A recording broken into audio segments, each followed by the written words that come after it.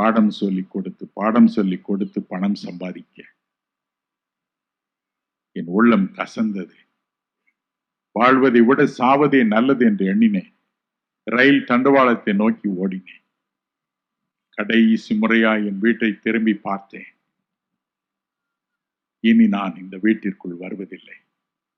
சிதைந்த என் உடலைத்தான் கொண்டு வருவார்கள் என்று என் உள்ளம் எனக்கு சொன்னது. மனம் கசந்தாளுதே.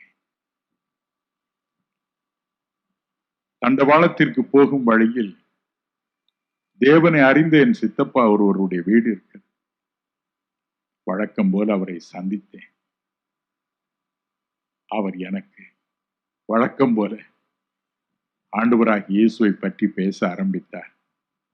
அன்று என் உள்ளத்தில் இருக்கும் என்னுடைய எண்ணம் தெரியாதவராய் இயேசு கிறிஸ்து சிலுவையில் பட்ட பாடுகளை குறித்து பேச ஆரம்பித்தார். 1 மணி நேரம் பேசினார். என் உள்ளம் உடைந்தது.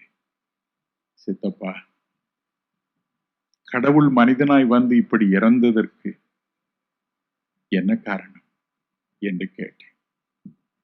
உன்னை போன்ற மனிதர்களுக்கு வாழ்வளிக்கவே வந்தார் என்றார்.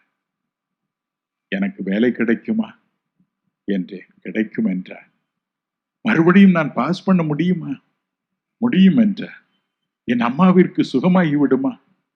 முடியும் என்றார். ஒரே ஓட்டமாய் திரும்ப வீட்டிற்கு ஓடினேன். ஆண்டவரே, இந்த ஒரு விசை எனக்கு உம்முடைய இரக்கத்தை காட்டும். என் குறைகள் குற்றங்களை மன்னி எனக்கு புது வாழ்வு தாரும் என்று கதறினேன். என் கண்கள் முன்னமே நான் செய்த பாவங்கள் அத்தனையும் ஒன்றன் பின் ஒன்றாய் தோன்றின. 4 மணி நேரம் அழுதேன்.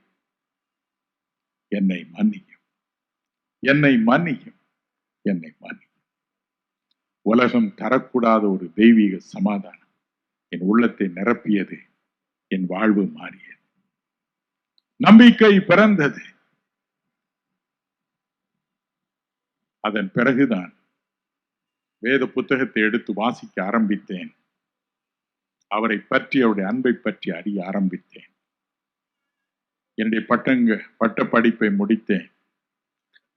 வங்கி ஒன்றில் நல்ல வேலை கிடைத்தது. வேலையை எடுத்தேன்.